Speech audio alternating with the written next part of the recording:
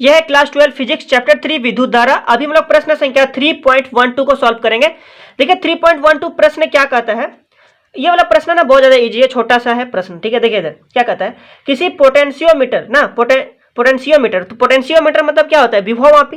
तो किसी पोटेंशियोमीटर अवस्था में 1.25 विद्युत वाहक बल के, देखिए 1.25 वोल्ट विद्युत वाहक बल, ठीक है, विद्युत वाहक बल के एक सेल का संतुलन बिंदु तार के, देखिए तार के 35 सेंटीमीटर लंबाई पर प्राप्त होता है, 35 सेंटीमीटर पर प्राप्त होता है, ठीक है, संतुलन बिंदु प्राप्त होता है।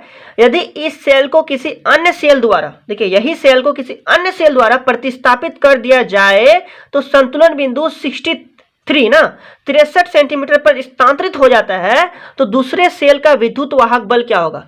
प्रश्न एकदम ईजी है, ठीक है। देखिए यहाँ पर इस प्रश्न को यहाँ पर मैंने बताया, इस प्रश्न को मैंने कॉपी में भी लिखा है, तो यहाँ से आपको बेहतर यहाँ से समझ में आएगा, ठीक है। कोई किसी पोटेंशियोमीटर में व्यवस्था में 1.25 वोल्ट विद्युत वाहक बल के एक सेल का संतुलन बिंदु इतना प्राप्त होता है। सबसे पहले क्या क्या दिया गया है, यदि हम लोग E1 ले तो E1 हमारे कितना दिया गया है, विद्युत वाहक बल 1.25 दिया गया है ना, और इसका लंबाई को L1 ले लेते हैं। इधर L1 कितना है हमारा 35.0 है ना, 35.0 सेंटीमीटर है, ठीक है। तो यानी कि जब हम लोग विद्युत वाहक बल इतना लिए तो इसका संतुलन बिंदु इतना पर मिला, 35 सेंटीमीटर पर मिला, प्राप्त होता है। यदि इस सेल को किसी अन्य सेल द्वारा प्रतिस्थापित कर दे तो संतुलन बिंदु इतना पर प्राप्त होता है, ठीक है। अन्य सेल द्वारा प्रतिस्थापित कर दिया तो उसका विद्युत वाहक बल कितना होगा, E2 होगा। अन्य सेल द्वारा प्रतिस्थापित किया तो उसका विद्युत वाहक बल E2 होगा। तो ये तो हमें निकालना है, और जब E2 को हम लोग जब इसमें जोड़ दिए हैं तो इसका जो इसका E2 अब कितना होगा वो हमें निकालना है, ठीक है। इसका संतुलन बिंदु लेकिन दिया गया है, संतुलन बिंदु कितना पर प्राप्त होगा, L2 ले लेते हैं हम लोग, तो संतुलन बिंदु इसका 63.0 सेंटीमीटर पर क्या होगा, प्राप्त होगा। यानी कि जब हमने विद्युत वाहक बल इतना लिया तो संतुलन बिंदु इसमें मिला, और विद्युत वाहक बल हम लोग कितना लेंगे कि संतुलन बिंदु इतना पर मिलेगा। प्रश्न यही कहता है, ठीक है। तो दूसरे सेल का विद्युत वाहक बल क्या है, दूसरे सेल मतलब इसका विद्युत वाहक बल क्या है, कितना इजी प्रश्न है, ठीक है। चलिए इसका संतुलन की अवस्था में एक फॉर्मूला होता है कि संतुलन की जब अवस्था रहे यहाँ पर तो फॉर्मूला हम लोग क्या बैठाएंगे। देखिए फॉर्मूला होगा E1 बाय E2, आप लोग ये वाला जाने होंगे, ठीक है ना। E1 बाय E2 बराबर L1 बाय L2, यही ना था। संतुलन की अवस्था में यदि हम लोग निकालेंगे तो E1 हमारा दिया गया है, देखिए बहुत ज्यादा इजी प्रश्न है। E1 कितना दिया गया 1.25, ठीक है, और E2 हमारा क्या करना, निकालना है, E2 तो हमारा निकालना है, ठीक है।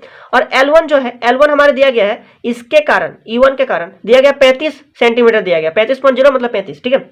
और L2 दिया गया 63.0 मतलब 63 हो गया। अब E2 हमें निकालना है, ठीक, E2 हमें निकालना है, तो इनको इनके साथ क्रॉस मल्टीप्लाई हम लोग क्या करते हैं, यहाँ पर गुना कर देते हैं।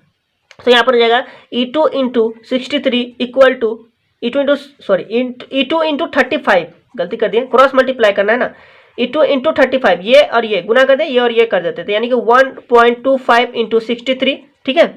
अब हम लोग क्या करेंगे, E2 निकालेंगे इधर, तो E2 बराबर कितना हो जाएगा 1.25 इंटू 63 बाय 35, ठीक है। इसे आपको क्या करना है, इधर सॉल्व करना है, ठीक है ना। इधर देखिए, तो यदि हम लोग ये वाला काटे इधर तो 5 से कट रहा है हमारा, ठीक है।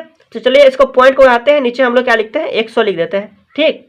अब इसे काट देते हैं, देखिए इधर 5 सत्ते कितना हो गया 35 हो गया। अब ये 5 से कट रहा है, 5 दूनी की 10, 2 बचा, 2 के इधर भेजे 25 बना, 25, ठीक है। फिर से ये वाला कट रहा है, 25 हो गया, 25 5 बार में कटा 25, और ये वाला 5 दूनी की 10 और एक 0 उतर गया, फिर 5 से कटा, 5 एकम 5, 5 चौके 20, ठीक है।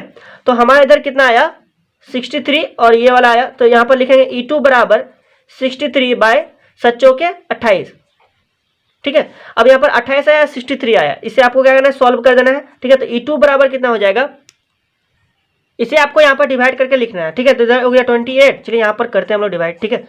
देखिए 28 दूनी कितना होता है, बोलिए थोड़ा सा, 28 दूनी कितना होता है 56 ना, 28 दूनी 56, ठीक है। 28 से कम 28, 28 दूनी 56, ठीक है ना, 56 हो गया। अब 3 से 6 नहीं जाएगा, इससे लेंगे 13 होगा, 13 से 6 गया, बोले कितना बचा 7, कट गया इधर, ठीक है। 0 पॉइंट लेकर के 0 बिठा सकते हैं। फिर ये 28 दिया लेंगे, थोड़ा ज़्यादा हो जाएगा ना, 28 दूनी ले लेते हैं, 28 दूनी कितना हो गया हमारा 56 हो गया, ठीक है। इधर हो गया 1, ठीक।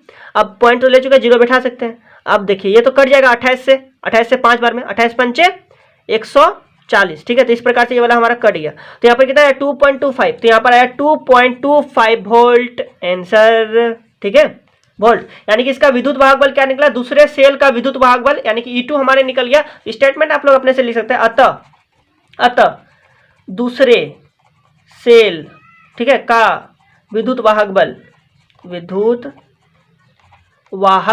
ठीक है, विद्युत वाहक बल E2 लिख देते हैं। E2 बराबर 2.25 वोल्ट आंसर। ठीक है, इस प्रकार से 3.12 को बनाना है। बहुत ज़्यादा इजी प्रश्न था, आप लोग बनाइए। ठीक है, और जितने भी न्यूमेरिकल वीडियो आपको तो लगातार मिलते रहा है, ठीक है, मिल रहा है, तो आप लोग क्या कीजिए, एकदम बेहतरीन तरीका से आप लोग बनाइए। एकदम कोई भी दिक्कत हो कमेंट में कीजिए, कमेंट कीजिए। ठीक है, एकदम अच्छे से बनाइए, एकदम सुंदर से बनाइए, इसे अपने कॉपी में साफ सुथरा करके लिखिए। ठीक है, और अपना एक फेयर नोट्स भी बना सकते हैं आप लोग, सभी तो न्यूमेरिकल बता ही रहे हैं। ठीक है, तो आप लोग अपना नोट्स बनाइए। ठीक है, और अच्छे से तैयारी कीजिए। ठीक है, तो मिलते हैं अगले वीडियो में, तब तक के लिए बहुत बहुत धन्यवाद।